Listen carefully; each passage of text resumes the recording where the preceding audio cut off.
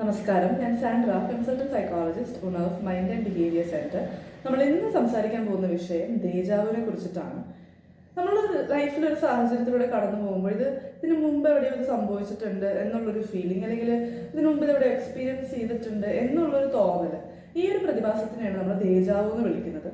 Already scene അല്ലെങ്കിൽ ഇതിനു മുമ്പ് കണ്ടിട്ടുള്ളത് എന്നർത്ഥം വരുന്നൊരു ഫ്രഞ്ച് വേർഡാണ് ദേജാവു.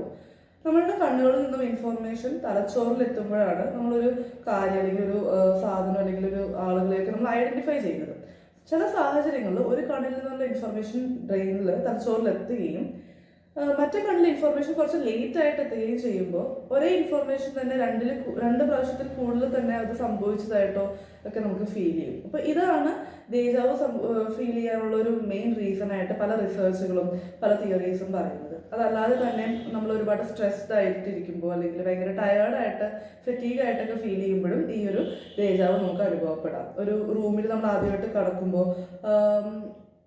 ഇതിന് മുമ്പ് ഈ ഒരു റൂമിൽ നമ്മൾ വന്നിട്ടുണ്ടെന്നുള്ളൊരു ഫീൽ, അല്ലെങ്കിൽ ഒരാളെ ആദ്യമായിട്ട് മീറ്റ് ചെയ്യുമ്പോൾ അയാളുടെ ചിരി അല്ലെങ്കിൽ അയാളുടെ ചില സംസാര രീതികൾ ഇതിനു മുമ്പ് ഈ വ്യക്തിനെ ഇതുപോലെ കണ്ടിട്ടുണ്ടെന്നുള്ളൊരു ഫീലിംഗ്, അല്ലെങ്കിൽ ചില കോൺവെർസേഷൻ നമ്മൾ ഒരാളായിട്ട് സംസാരിക്കുമ്പോൾ ഇതേ സംഭാഷണം നമ്മൾ ഇതിനു മുമ്പ് നടത്തിയിട്ടുണ്ട് എന്നുള്ളൊരു ഫീലിംഗ് ഒക്കെയാണ് ഇതിൽ വരുന്നത്. Thank you.